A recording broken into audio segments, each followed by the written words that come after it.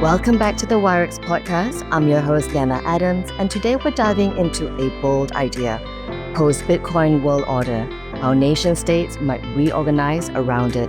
Joining me is Janina Vinklere, CEO of Vividly Agency and Bitcoin certified expert, doing various education initiatives and projects to explore how Bitcoin could shift power, break old systems, and reshape what it even means to be a nation. Welcome, Janina. Thank you so much, Liana. What a pleasure and honor to be here today with you. So to kick things off, can you tell us a little bit about your background and how you got interested in Bitcoin and global finance? Sure, I've always been interested in technology and I studied electrical engineering and obtained master's in electrical engineering. And I want an exchange and I was curious about technology. But then I worked in renewables because I believe in decentralized energy creation. By then it was, so 15 years ago, it was something so new, so modern. Then I started to work in the industry and then I get passionate about digital transformation, everything what's going on with the software technology, how it's disrupting business models and creating new companies, unicorns. And I don't need to name you a few, so be Google, Amazon, Nvidia, and many more. And I shifted more into digital transformation roles, worked in growth roles across various startups. And this is how I got into Web3 3 4 years ago through my former colleagues from digital transformation and corporate transformation project. They started to talk about, oh, there's this thing, Web3 blockchain, it's all about decentralization. And that was the first and the key moment. It was not about, the prices going up and down. But for me, it was important that it's something decentralized. I truly believe in decentralization of power, be it within a country, within a society. So everything what it gives power to individual, that individual can decide, can vote, and participate in an economy. And since then, I was hooked. I was like, what it is, I want to know more. I want to learn, and I learn about the technology. So first, for me, it was to understand the technology and the impact on various businesses. And then obviously I understood many more, like how we're shifting power to individuals, so economic power. I love that. And I really love to listen to how people got into, Web3 and crypto, and your journey has been amazing. When people talk about a post-Bitcoin world order, what does it really mean? Is Bitcoin just a currency, or do you think it's something bigger? It's a huge discussion and debate. So is it a currency or is it more like an asset where to store a value? And actually, it is both. It's not either or. So first of all, it is a peer-to-peer payment network, but at the same time, it is also a store of value, or often as they call it, digital gold. Because of the limited, the caps of only 21 million Bitcoins can exist. So that's written in the code, it can't be changed. But at the same time, we need to think a little bit ahead. So what it's going to create, it's going towards a global financial adoption of Bitcoin. So it's more, we are moving away from any of the currencies or traditional banking systems, more towards decentralized networks that will, and, and decentralized payments. But here, I don't want to say that it has to be full anonymous and without KYC or know your customer. We can have regulation, we can have everything according to law and compliance and still use an asset that is globally recognized. And here comes the big point because no country can own it 100%. No company can own it 100%. So there will be always this huge degree of decentralization. And this will give the trust in the assets, in this asset by all of the different countries. Well, yeah, I'm really looking forward to just tracking this journey, right? And which countries are in the best spot to take advantage of a world where Bitcoin plays a major role, and why them? Good question. There are few front runners like El Salvador, Bhutan, that started it as an official tender, got a lot of criticism by many other countries. But now we see a huge shift globally because United States of America they established 2 months ago Bitcoin as a strategic reserve asset. So it's allowed now. There's a law that is signed by the president. And what we see not only on the federal level, but also on the state level. So, for example, Arizona and New Hampshire are the first two US states that also officially allowed within their state Bitcoin as a strategic reserve. And this happened this week. So, this is, we're talking now beginning of May 2025, and this is a huge shift. So, here we talk about the largest economy in the world and financial center, allowing this as a reserve asset, strategic reserve asset. But I would not like to put too much attention only in the US. I've seen from the leading crypto asset management companies posts that they are in talks with European countries about that. No countries mentioned, but I'm very happy about Europe that some of the countries are leading. Czech Republic, for example, is one of those. They are talking about this within the central bank, and a few more as well. Japan had a conversation, Canada. So I would not like to spot a few. I think it's going to be more a simultaneous process. And I would really love to see South American countries, African, Asian countries joining. It's not about being the first, it's being in top 10. This is the advantage. And you don't have to be like, oh, I'm gonna be number 7 or 8. Now I'm too late, or it's like doesn't make sense. Even if you're 10th or 11th, the earliest countries do that, the more advantage they have. I believe so. Yeah, that's great advice, like and great insight on, countries getting in, right? And I feel like Europe is kind of leading the way to a certain degree, To a certain degree, yes, yes. But still, it's a conversation and still there's a way to go. But I think the more Yeah. important, I always say, it's about having this dialogue within the country, finding out those people whom you can trust and ask for an expert advice. But it is a process for sure. It could be a democratic process that is discussed. Yeah, absolutely. And, if Bitcoin became a big part of the global economy, what would happen to things like inflation, government debt, and central banks? This is a huge question that actually I feel like it's 2 hours to answer. There should be a proper financial macroeconomic professor answer to this with this slide. But look, I think it depends on each of the country's setup because it can do a strategic reserve that it can be not tied to the currency. So, for example, I launched an initiative in the country where I'm from, in Latvia, to add Bitcoin to their strategic reserves. So, to sell a small portion of the gold reserves that Latvia currently has and to buy a small portion of Bitcoin. But Latvia is a part of the European Union and has adopted euro. So, for example, it would not be, what I suggest, it's not linked to the euro or inflation of euro. So it's a country's reserve, and the country can decide, like with each and every reserve, you can have a reserve of oil and gas, grain, and many other strategic assets. And this is what you as a country decide that your reserves, how do you afterwards manage them? And it's up to the central bank or it's up to another instance that will be managing the reserve. And it might be something to think of within the government that also there are these conversations within the US if they decide to create a strategic Bitcoin reserve and purchase 1 million Bitcoin, 1 million Bitcoin coins. So it might delete the government debt within the next 20 years, knowing the Bitcoin appreciation. So there are many templates, many setups how to approach that.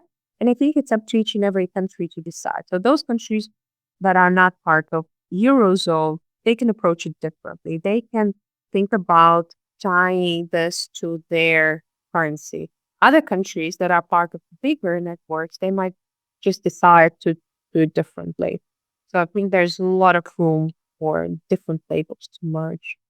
Yeah, and I feel like maybe, it's through having conversations like this, right, where you have everyone at the table to really discuss how that would look like, for that particular country. Do you think a world built around Bitcoin could ever be good for the environment, or is that a deal breaker? Thanks for raising the question about the environmental aspects of Bitcoin. And I believe there are so many setups as well that can be used for Bitcoin to be combining Bitcoin mining that can be environmental friendly. So I've seen setups where Bitcoin mining heat, it says heat is being used as a greenhouse for the green, so to bring heat and electricity, so to bring heat for the greenhouse and grow vegetables. I think that is amazing thing. In Switzerland, there is a real estate development with the Bitcoin mining, and the excess heat is used to warm up a swimming pool and to provide the warm water in the development. So there's so many ways how we can use heat that is generating by Bitcoin mining in sustainable ways. Also, we can talk about grid stabilization. There's sometimes excess power in the electrical grids, and that can be used to mine Bitcoin. So if you manage the loads in the grid, I think that's a fantastic use case as well. So, and also we need to put things into perspective. We don't complain that YouTube is consuming, I don't know, 100 times less, 100 times more electricity than Bitcoin. We just like to consume YouTube. We just like to consume social networks. And they consume 10x, 100x more electricity. And we don't complain about that. We don't complain how much electricity ChatGPT uses taking. So I think we're sometimes just blaming Bitcoin for the wrong things because overlook how much electricity they use by something else, by other applications. Yeah, that has been like the debate, right, from the start, with people about the environment and with so many things happening right now, there's AI, there's so many other things as well. But I really love what you said about how to convert that energy, right? How it can heat up swimming pools and, and all of that wonderful stuff. Could could smaller or less stable countries use Bitcoin to get around sanctions or reduce their dependence on big powers like the US, you think? So first of all, I would like to comment my personal stance that if there are severe sanctions imposed, there is a reason. And before we're thinking about how to get around the sanctions, I think we need to look at this root cause. So why the sanctions and remove the root cause to like the work on how the sanctions can be left out. So that's the first of all. And then reducing dependence on a big powers like US. There's so many ways how to do that, and Bitcoin is just one of maybe 100 ways how to do it. Because look, first, if you want to reduce in general dependence on some kind of power, any power, be your neighbor, it can be anything. Just work on yourself first of all. Work on your economy, work on your prosperity. So don't blame anyone else for for the failures that the country is having, but just focus. Look, I now live and work in Switzerland, and it was such a poor country 150 years ago, like incredibly poor. What they just did, they just focused on themselves, how we can gain economic power, how we can gain prosperity, and they did it. One of the most successful countries globally, with a very good GDP, life quality, balances, innovation, and everything, all of it usually in profit in all of those charts. So it's not about how they didn't think about how we can reduce dependence on some kind of powers, like it normally finds some kind of powers. It's more about thinking, okay, what we can do within our country to grow and to make ourselves successful. But at the same time, obviously, I'm aware that Bitcoin is getting used to get around sanctions, or that's clear. And that's why I believe that, look, Bitcoin is there. It's free to use for everyone. It's a censorship-free network, censorship-resistant network. So yes, if this is the way you want to do, and you find the business partners that on the other side want to deal with this, it's there. It's up there for grabs, as they say. I really love the answer, right? Like, in focusing on oneself, and that could actually be applied to each and every one of us, instead of blaming other people or depending on other people. as they say, the grass is always greener on the other side, but actually the grass is greener where you water it, right? Absolutely. So true. So true. And I'm also so happy for the countries in Southeast Asia. I watched the growth, and I have many friends living in Indonesia, in Singapore, also in Malaysia, Philippines. It's been a journey for sure, but you focus on growth. You focus what you can do, what you can grow, what you can establish within, I mean, grow a business within your countries, establish business relationships with other countries. And it's been incredible the success you're having, isn't it? Yeah, definitely. And yeah, that's just such great advice. Can you think of a country that should totally go all in on Bitcoin, but probably never will? And what do you think would happen if they did? Yes, so let's look no further because, as I said, I live and work in Switzerland.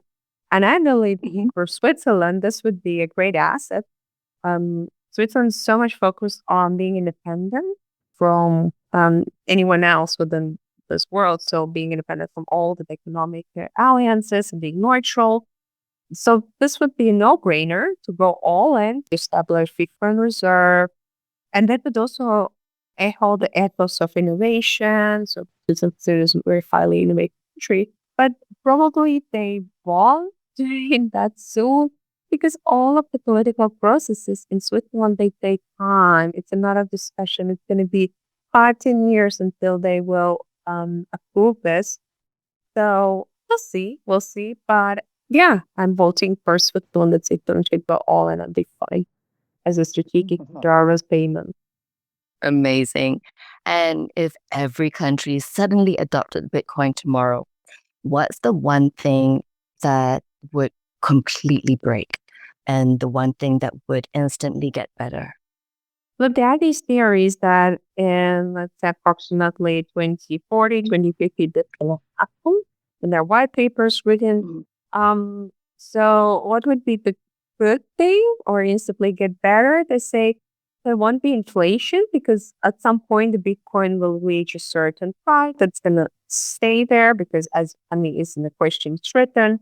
If every country adopts Bitcoin, so that's a global currency. No one can print it. So we have with how much we have. And we would have this, but actually the fiat money or like the currency should provide us the stability that there's no inflation. It's a store of value. It's a premium. But as we learn, the money can be printed more and more, and then there's an inflation and so on. So the Bitcoin would just be what it was designed for. It's the perfect money that has no inflation, that everybody's using within the country, within other countries for cross-border payments. It's stable. It's store of value, recognized. It's just one currency instead of 100 currencies. So this is how it's discussed in those theories, and we'll see in around 2040, 2050 if that's going to happen. I feel like we could unpack this like for like a long, long time, because there's just so much to unpack, right? But before we wrap things up, is there anything else you'd like to add? Yeah, I'm so passionate about education for female part of the society about the topic by Bitcoin. Because I do have a technical background, for me, it was much easier to understand it. There's a code, it's just a protocol. You can read the code. This is what Bitcoin is at the end of the day. You can trust the code that is reliable, just to understand how distributed networks work, how Bitcoin is being stored, created, mined. But I would just like to spread awareness about the Bitcoin among female part of the population, among ladies, and just with the goal that they start to invest, even if it's $50 or euros or 100 per month. It's such a store of value. It's incredible. So I think this is the right moment.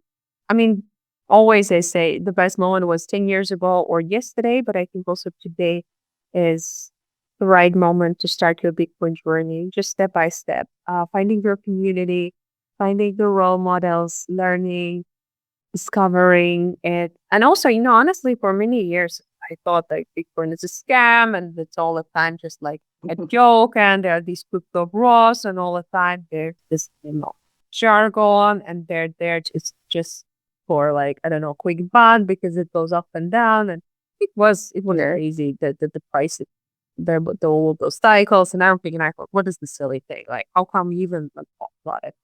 Because I was like, okay, I just for once I just want to understand what is all buzz is about.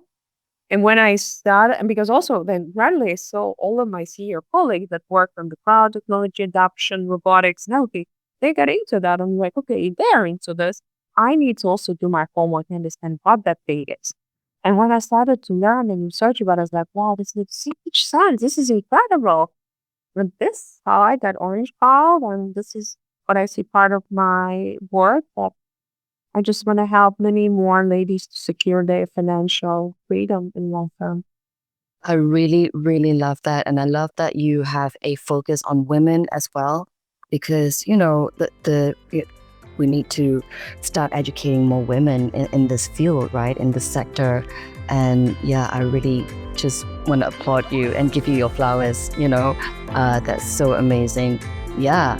And, that wraps up our episode on the post-Bitcoin world order.